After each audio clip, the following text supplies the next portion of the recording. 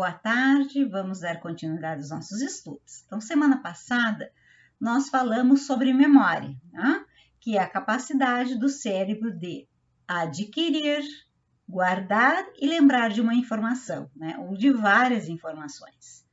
Hoje nós vamos falar sobre esta união, né? A união da memória com a atenção. Esta união vai se dar o quê? Vai se dar a aprendizagem, né? Então, nós vamos começar falando sobre esta atenção. Como é que eu posso fazer com que eu desperte essa atenção, né? Que mecanismos que precisam ser ativados? Então, precisa ser ativado dentro do meu cérebro, a primeira parte da sensibilização. Então, eu preciso sensibilizar, né, aquela pessoa que eu estou ensinando, para quê? Para que ela ative dentro do cérebro esta atenção. Então, ela vai ser sensibilizada. Se ela for sensibilizada, ela vai focar. E se ela focar naquilo que ela está aprendendo, vai ativar os processos mentais, certo? Ela vai aprender de melhor qualidade. Então, a atenção, né, ela é a capacidade do indivíduo de responder aos estímulos que são significativos em detrimento de outros. Ou seja, né, um mecanismo voluntário que precisa ser mobilizado, né, pela vontade da pessoa em adquirir um conhecimento, né, em prestar atenção em algo, certo? Então, é algo que é interno, né? Assim como ele é interno, ele precisa ser ativado. Né? Ativado como? De maneira positiva, né? Pela outra pessoa que está tentando me ensinar alguma coisa. E aí, se ele for ativado de maneira positiva, eu vou aprender de maneira mais adequada, né?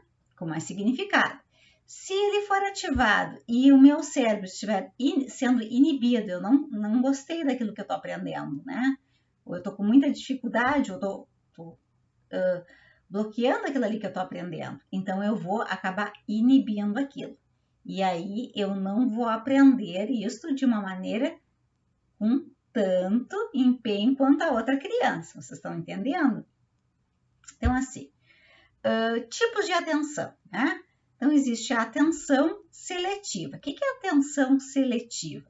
A atenção seletiva, ela é ativada em relação aos estímulos alvos e desativada em relação aos estímulos não alvos. Tipo assim, vou dar um exemplo. Aprender a andar de bicicleta, né? Para a maioria das crianças, né, esta habilidade motora, né, ela está relacionada aqui à memória, né, para todas elas, né, a memória implícita. E eu escolho aprender a andar de bicicleta. E com isso eu vou aprender, certo? Então, eu seleciono, é isso que é, eu seleciono aquilo que eu quero aprender, certo? Um exemplo ali, tipo assim, as crianças lá dentro do espectro do autismo, elas gostam muito de um determinado brinquedo, então elas selecionam aquilo que elas querem brincar, e elas sempre vão brincar com o mesmo brinquedo. Gosta de boneca, sempre com as mesmas bonecas. A que gosta de Lego, sempre com o mesmo Lego. A que gosta de enfileirar os brinquedinhos ou os carrinhos, sempre enfileirando do mesmo jeito. Então, o que é? É quando eu vou selecionar aquilo que eu quero aprender, certo? Então, esse é um tipo de atenção seletiva, certo? Então, essa atenção seletiva, né? Os autistas, eles têm bem desenvolvidas, vamos dizer assim, né? E a atenção sustentada, o que é atenção sustentada? A atenção sustentada, ela está relacionada ao tempo que a pessoa, que o sujeito, que a criança, que o adulto mantém a atenção numa mesma tarefa, né? Então, tipo assim, vou fazer uma hora de leitura, né?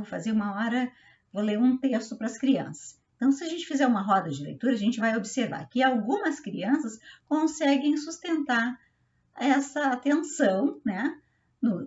Para o início, para o meio e para o final da historinha que tu estás contando ali. E tem outras crianças que ficam no início e depois seu pensamento voa dali. E tem outras que não ficam no início ficam no final, né? Elas não conseguem fazer isso, sustentar, né? Tipo assim, agora eu vou me dedicar todos os dias a ler um livro. Então, eu vou ficar 30 minutos fazendo essa leitura. Né? Então, tem pessoas que conseguem sustentar isso. Todos os dias elas se disciplinam e fazem a sua leitura de 30 minutos. Tá? Ou eu vou começar uma dieta.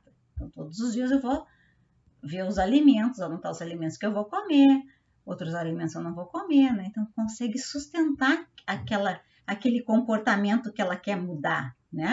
Aquele objetivo, aquela habilidade que ela quer adquirir, né? Então, isso nem todo mundo consegue fazer essa atenção de boa qualidade, que é sustentar aquilo que se propõe na vida. Vocês estão entendendo? Então, isso é a atenção sustentada. E o que é a atenção voluntária? Né? A atenção voluntária tem relação ao foco, né?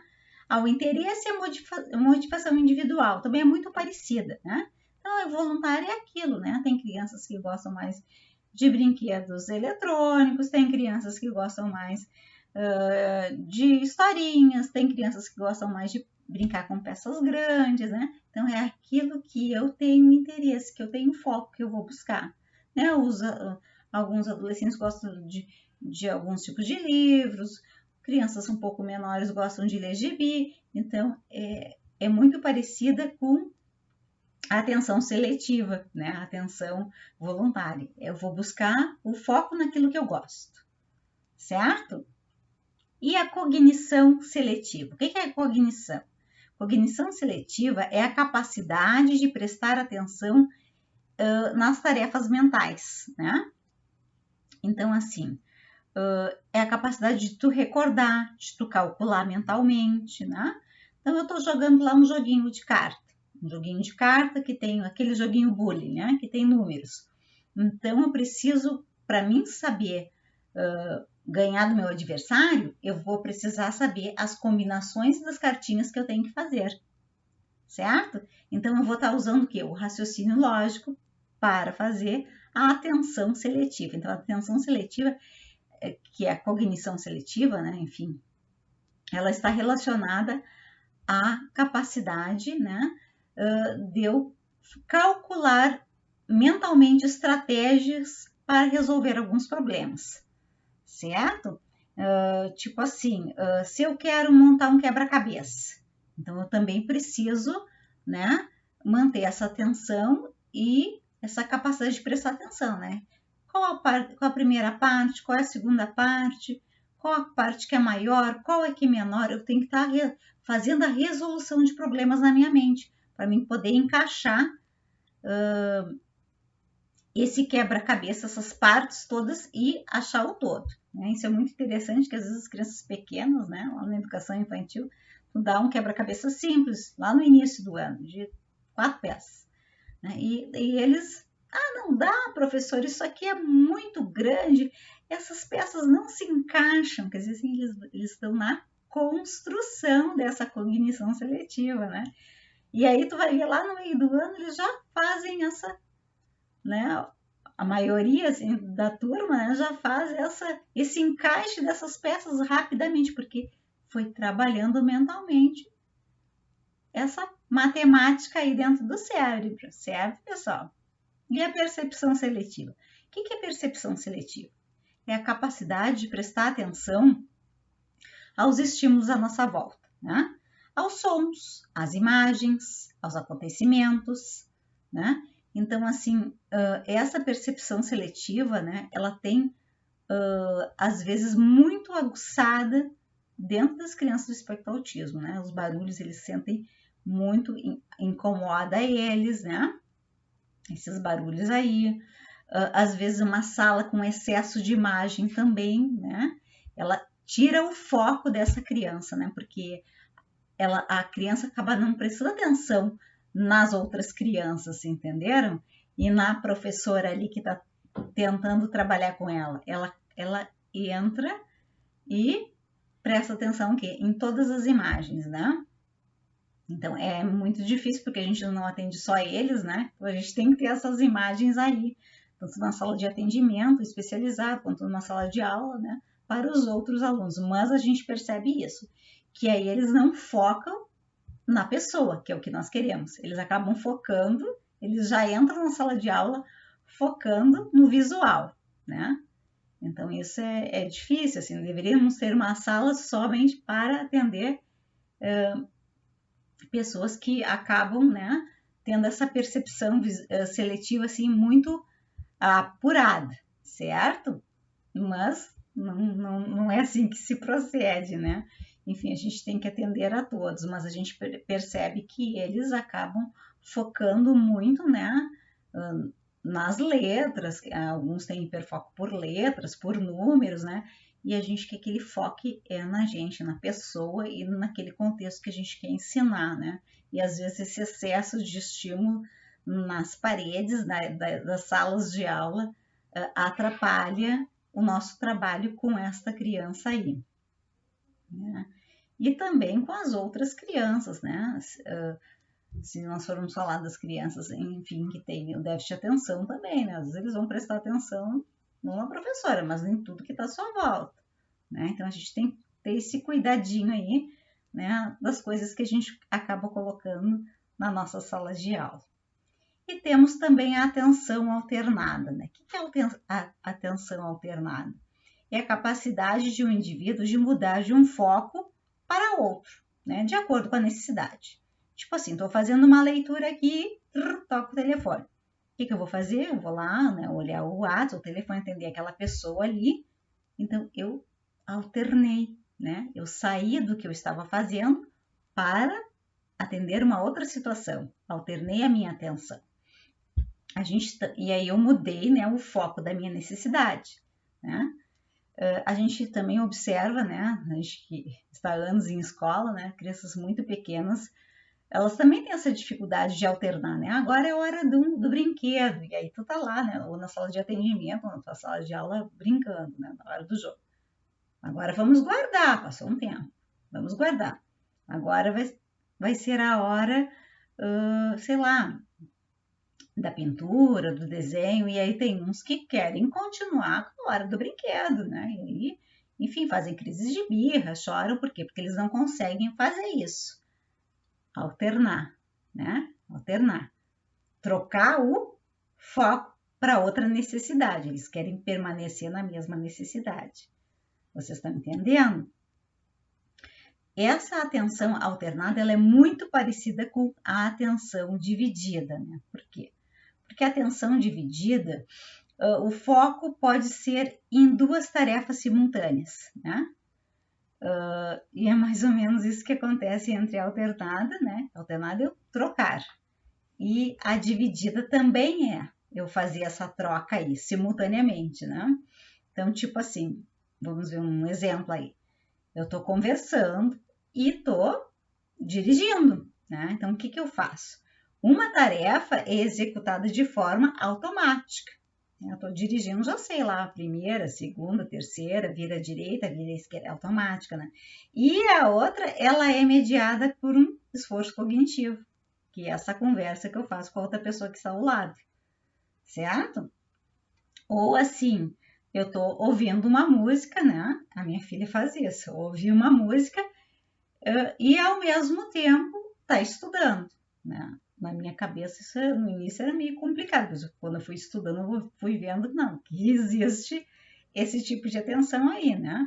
Então, ela está estudando, enfim, lendo alguma coisa lá, né? Matemática, tal, fazendo um cálculo e ouvindo uma música. Então, o que ela está fazendo? Ela está alternando também essa atenção, né? Então, ela ouve música e ela, ao mesmo tempo, está mediando, fazendo exercício de matemática, né?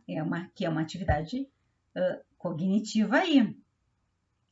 Certo, pessoal? Então, vocês estão entendendo quanto que tudo no nosso cérebro tem uma relação, né? Tem uma relação e um depende do outro para quê? Para que as coisas funcionem, né? Então, assim, a memória mais os tipos de atenção vai se dar a aprendizagem, né? Essa aprendizagem de forma mais apropriada, de uma forma mais centrada, de uma forma como é que podemos dizer assim, com mais significado ou com menos significado, né? E isso tudo é conforme vai bater naquele indivíduo ali, né? Até uma situação assim, tu está ensinando lá uma criança a recortar, a colar, enfim, né?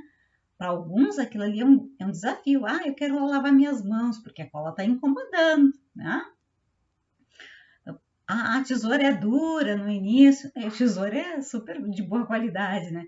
Entendeu? Porque tem toda uma questão motora, tem toda uma questão de será que eu vou ser capaz de fazer aquilo que a professora está me pedindo, né? Então, assim, eu vou focar e tem outros não, que não estão se importando se vão cortar no espaço, se a cola vai melar a mão, eles estão ali curtindo aquela atividade, curtindo aquela aprendizagem ali. Né? Então, eles vão ter um resultado na aprendizagem, né? E já os outros, né? Que, enfim, que acabam colocando, não sei cortar, ou não consigo, ou a tesoura, né? Esses outros vão ter uma outra aprendizagem, né? Essa aprendizagem vai se dar com sofrimento, né? E outros vai ser mais prazerosa, mais alegre. Por quê? Porque cada pessoa é individual, é um ser único, né? Então, para algumas aprendizagens vão ser muito difíceis, né?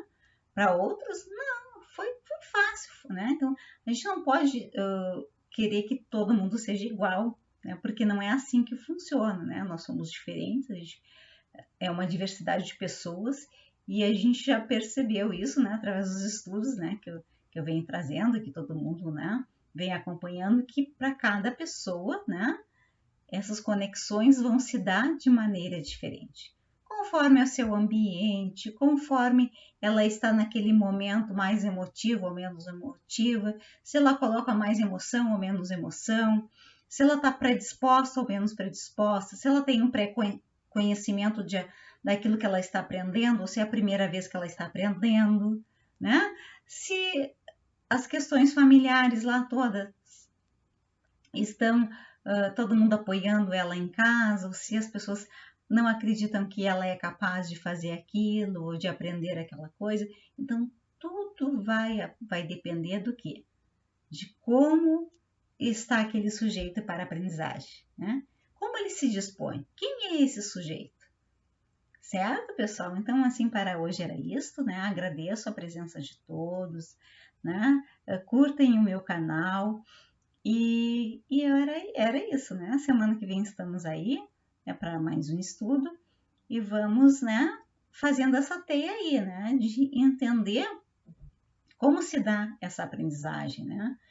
E como é que a gente pode chegar melhor nas nossas crianças, nos nossos adolescentes, né? Como é que a gente pode atingir eles melhor, assim, né?